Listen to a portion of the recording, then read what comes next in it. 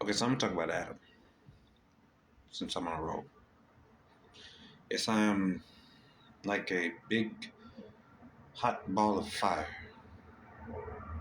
glowing, just so I can shine for you. So I'm gonna talk about it. Why not?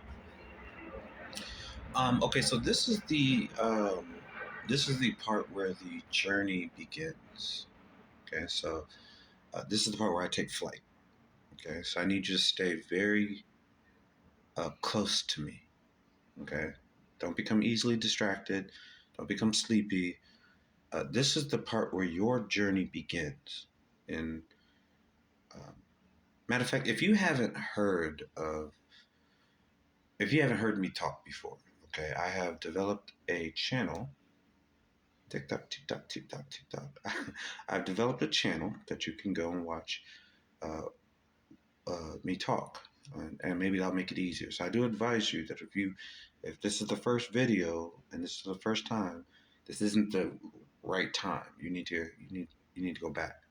Okay, so this is for people who um, have the power of flight. Also, keep keep up with me, because what I mean by power of flight, I mean people who can understand the dealings of corruption, people who are on their own truth-seeking journey. Like, hey, I know this world um, is corrupt. I don't have any tools in place uh, that I can use. So you can use this as a tool.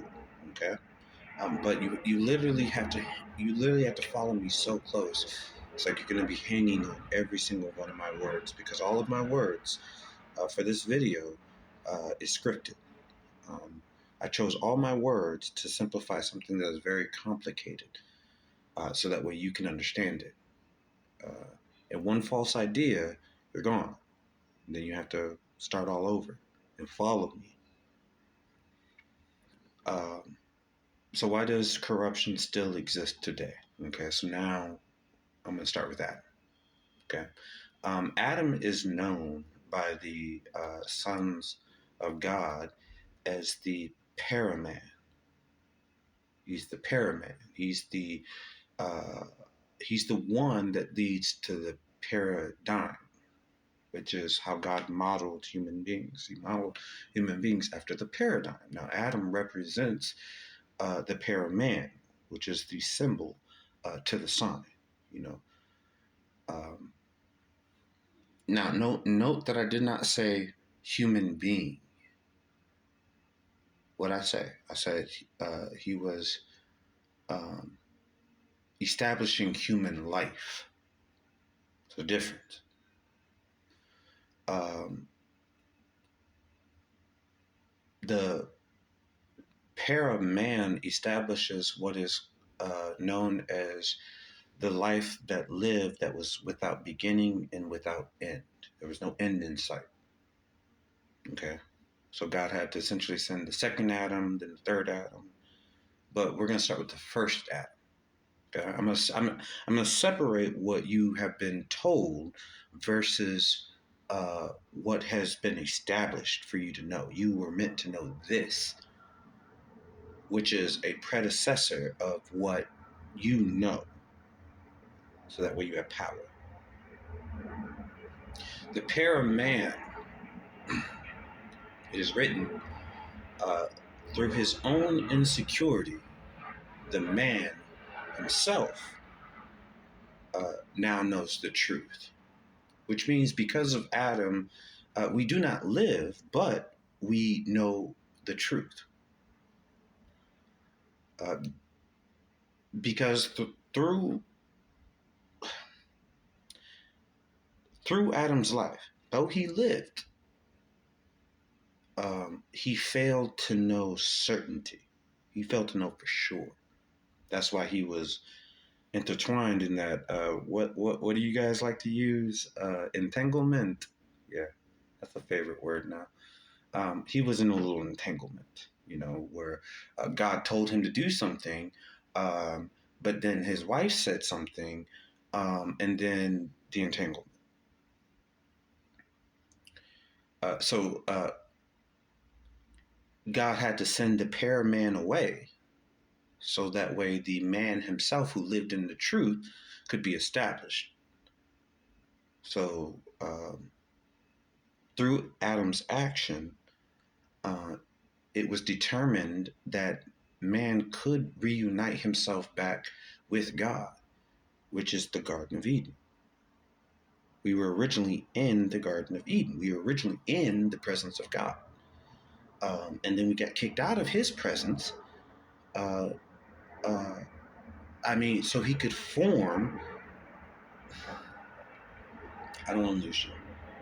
Okay, so let me go this way. Okay, think about it like this: Adam had three sons. He had Cain, he had Abel, and then he had Seth. Okay. Um, Now I'm not going to get into Cain. Okay, but note that all three of his sons was marked. Okay, the procession. This is where the procession comes in. Okay, all three of them were marked.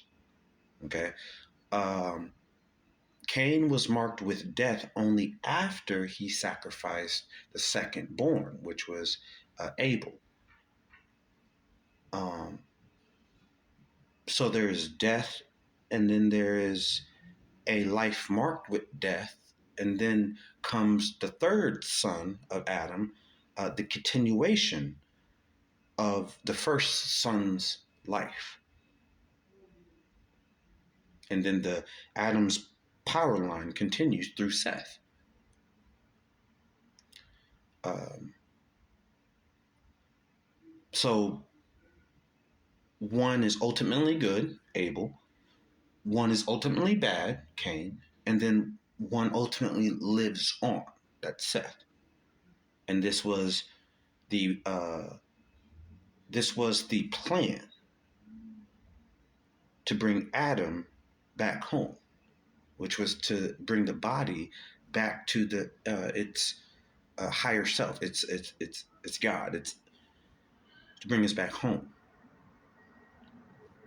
That's why every body. Okay, so we are in every body. Adam connects us to every body, but Adam is just an elaborate representation of this way. Okay, consider Adam like the minute hand that started the hour of your return. Okay. Um, Adam established time. Okay, a time that you would have to one day live in. Now, just like how Abel had a mark, the lion and the lamb. Okay, God was the lion. Uh, Abel was the lamb at that time. He was proof that it could be done. Just like Cain had a mark. Okay.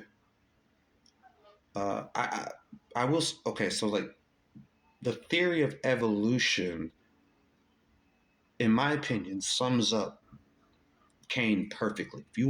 If you really want to understand Cain, um, study evolution because it's a process. It's a never-ending process that leads to death, but it continues until one establishes his afterlife. He grows from that. Okay, we are the product of evolution. Okay, but there's more to that story. That's why he gave us Seth. Um, Seth was marked uniquely. He had a unique mark. He was the byproduct of both life, Abel, and death, Cain. So, in essence, uh, the mark that Seth possessed was the excuse that God would use to restore us. He was marked simply by an explanation. Um, remember, Seth was the third son. Okay? Remember, the three is just a placeholder for the one. Okay? Now, the problem was Cain wanted to be that one because, well, he was the firstborn. So he thought he had a literal right to tell God who should come first. And God said, well, you may have been born first, but I decide who comes first. And I've decided that your brother, the second born, shall come first. The last first, first last. He was wise enough to play out a part of our human nature by having essentially a brother betray a brother. And this is the Christ and the Antichrist being played out here. Because Abel didn't defend himself, Abel went. But there had to be a resurrection. Seth was the literal resurrection of Abel. It was the atonement for the living body that must be put to rest in order that the eternal one can manifest. So the three replaces the one. I'm going to demonstrate it now so that way you guys can understand. Okay, I'm going to knock on the table 3 times. All right. Now, one person's going to say, if I ask the question, how many times did I do that? One person's going to say you did it 3 times. And then very, very, very few people are going to say, no, you really just did it 1 time. You just enacted 3 acts. Okay, that's how the 3 takes the place of the 1. Although I did it 3 times, I did it 1 time. It was 1 act.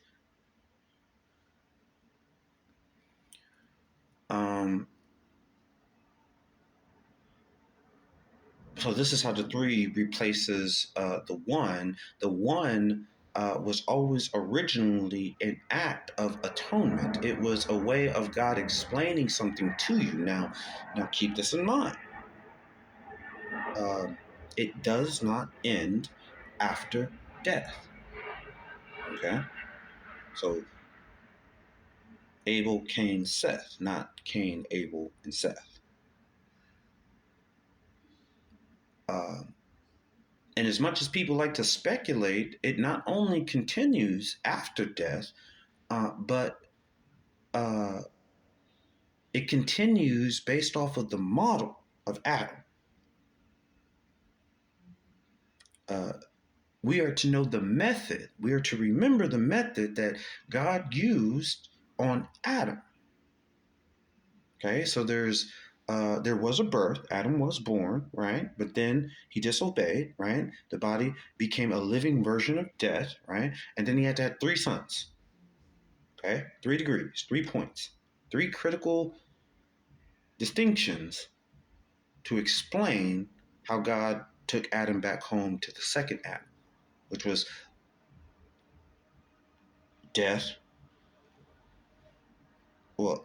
life, death, and then born again. Okay, so it's life, death, born again. And he gave that power to Adam. That's why God said you can go and name all the animals. He was giving Adam the power of life. He didn't literally go around and say, you're a frog, you're a duck. No, he just gave life to all the other creatures through this program. So that's why even frogs have to go through this. That's why even the birds have to go through this,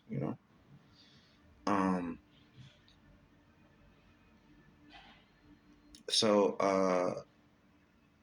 this was all to bring us, the body, back home to God, which is the eternal condition of our life.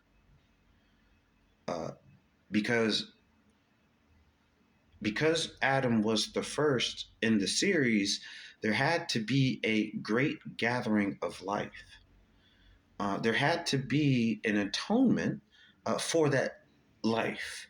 So someone had to die. So the second Adam was the atonement for the first Adam. Okay? He was the Adam that had to die. in order for the third Adam to live. Put two and two together now. Insight. Um, and the third, okay, so the first is the pair man, the second is the living man, the third one is the eternal man. Uh, the easiest way to think about this is remembering what God said in the very beginning of his creation. He said there was an above, he said there was a below, and then he said he divided the above and the below to create a firmament, right? And then upon that firmament, he rested just above the waters.